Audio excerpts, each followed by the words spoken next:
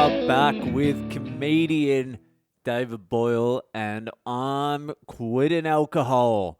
And what a day it's been today. I've had a fucking great day today. I've done nothing today.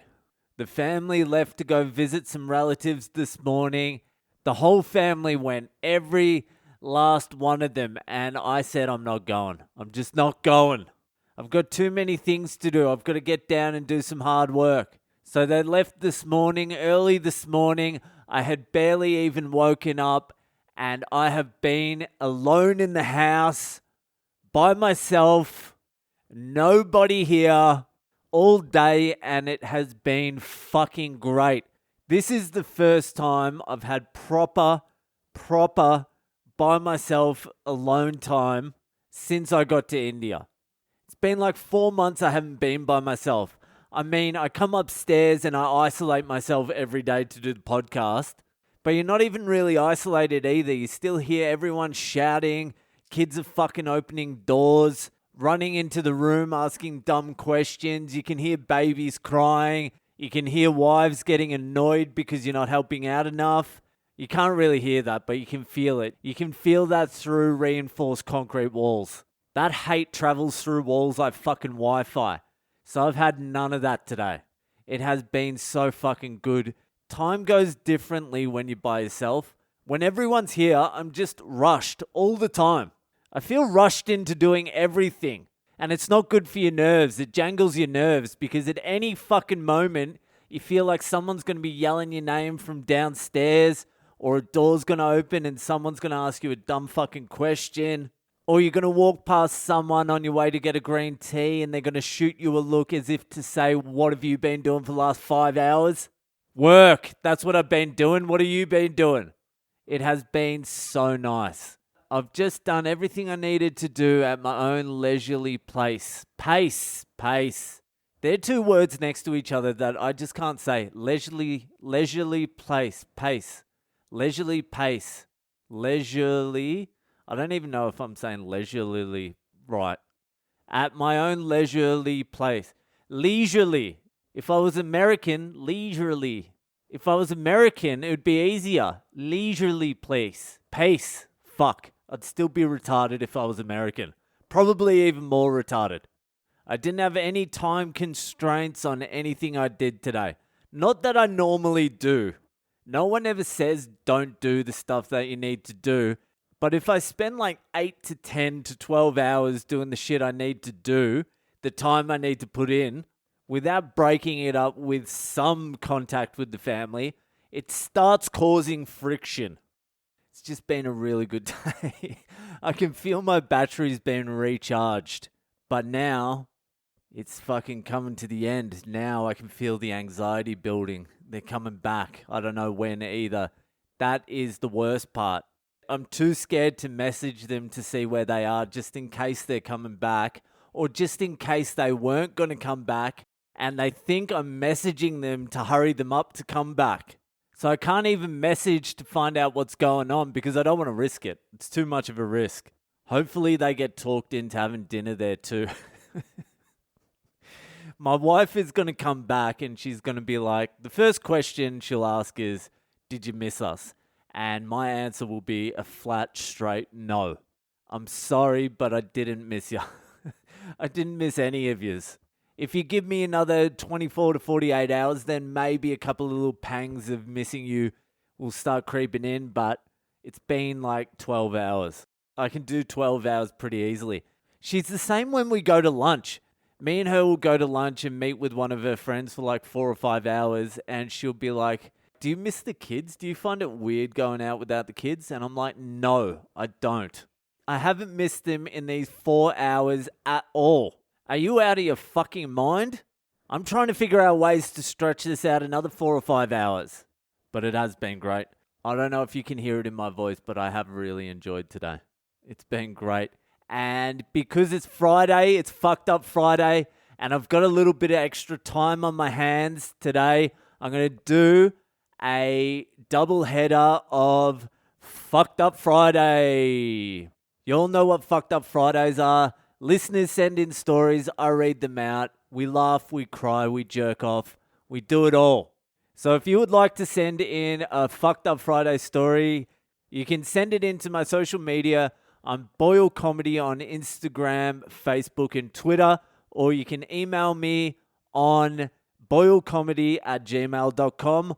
Or you can subscribe to the Patreon, send it directly into the Patreon. It'll help support the podcast, keep ads off the podcast, which I'm actually getting offers now. But I said I'm not going to do ads, so join the Patreon, subscribe to it, and if you send in your fucked up Friday story to the Patreon, you'll get the VIP treatment. I'm also slowly putting new content up on the Patreon. So if you would like to support the podcast, the links are in my social media bios, or just message me directly and I'll send you the link and jerk you off a little bit. So let's get stuck into this week's first Fucked Up Friday. This story comes to you from Michael, which is a very generic name, from New South Wales via Alice Springs. Alice Springs is in the Northern Territory of Australia. That is fucking red desert land. It's near where Ayers Rock is, if you know what the fuck that is. It's the big rock in the middle of nowhere. It's got a real Wolf Creek vibe to it. I went there when I was like 16 or 17, and I was going into the pubs, and the pubs had signs on the doors saying pretty much no Aboriginals allowed in. They weren't overly fond of my types either. Anyway, let's get to the story. I was maybe 14 or 15 years old. Parents were at a local speedway. Dad raced Formula 500 and was once ranked number 2 in Australia. Nice little plug for your old man. Anyways, I had the house to myself for the night, so I invited 2 mates and our girlfriends over for some drinks. Don't ask how we got the piss. This was back in the late 80s. I know how you got the piss in the late 80s. You said, "Can I please buy some piss?" And they said, "Yeah." There was no IDing in the late 80s in Alice Springs. Fuck, that would have been a wild place back then. Anyway, let's get back to it. The night was going well when the doorbell rang. I answered it, and a chick came in and started mouthing off at one of my mate's girlfriends, calling her a slut and many other things. What else? Like cunt, you fucking stupid bitch, you fat fuck. How do girls trash other girls besides calling them sluts and whores and cunts? You dumb fucking bitch. That's not even harsh. You fucking stupid whore. I fucked your boyfriend. That's where they go. They go, I fucked your boyfriend or a family member. That's how girls attack each other. I fucked your grandpa, you fat slut. You whore. Anyway, so she was calling her a slut and many other things. In my drunken state, I thought to diffuse the situation by stating, "There are no sluts here, please leave." A gentleman defending the honor of his woman. The unknown to me girl left. 20 minutes later, the doorbell rang again. I opened the door and stepped outside to have my face smashed in by at least 3 people, while hearing, "My girlfriend isn't a slut. How dare you call her a slut?" I helicoptered my way back inside and slammed the door while thinking, what the fuck was that? The red mist descended and I unwrapped my dad's semi-auto .22 rifle, loaded it, went outside and yelled, "Piss off, you cunts." Piss off, you cunts. That is the most Australian thing to yell out. Hey, piss off, you cunts. So he yelled out, "Piss off, you cunts. If you come back, I'll fucking shoot you," and fired a couple of rounds. Went back inside and was settled down by my mates. They removed the rifle and hid it. I called the cops. They did a drive-by but didn't stop to check on us. Called my older brother. He came home. The girl's boyfriend and his mates came back and tried to gain entry to the house by smashing windows. My brother by that time had the biggest knife in the house and was asking them to stick their hands through the broken windows. At this stage, the cops have driven past 3 times without stopping. Long story short, one of the offenders lost the use of his thumb due to his own stupidity when breaking a window. I never got to shoot anyone, and my brother never got to stab anyone. No charges were ever laid, and I had a few drinks with the main characters a few years later. He says, probably don't mention this, but I see no reason why not to. He says, it was fun times growing up in Alice Springs. Yes, I'm white, and yep, they were black. In the end, we became friends and got drunk together and had a laugh about it all, and that's another story.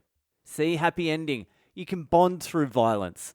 I think the moral of that story is violence solves racism. Thanks for sending it in, Mick. Appreciate it. Now let's move on to the second fucked up Friday story for this week.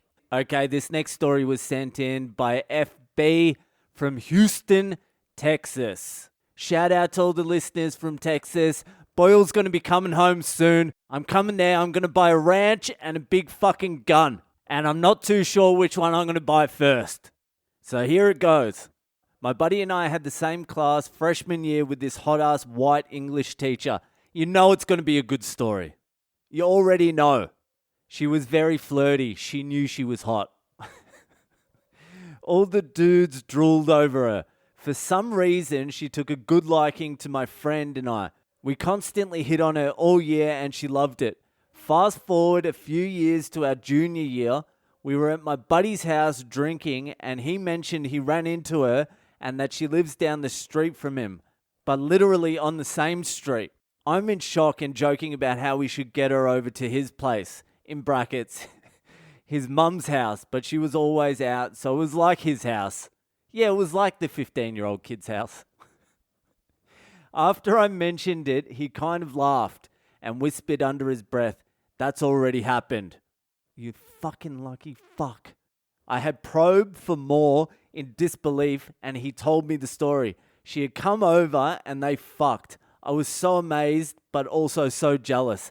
I teased him to text her and invite her over and he got a nice smirk on his face and asked if I was serious. Long story short, she ended up coming over. We drank 3 to 4 bottles of wine. I browned out. But barely remember me and him handling her in the bedroom. I had my cock in her mouth/hand while he was fucking her. It was so amazing. She ended up moving away very soon after, and we still brag about it to this day. She was fucking hot, dude. That is every heterosexual fucking teenage male's dream. I had to ask him though. I'm like, is this story legit? And he's like, yes, it's legit, and it's probably my peak. I can still whack it to the memory of her. And so can I. That's what I'll be doing tonight. Thank you for the story. Enjoy your weekend, and I'll see ya the fuck later.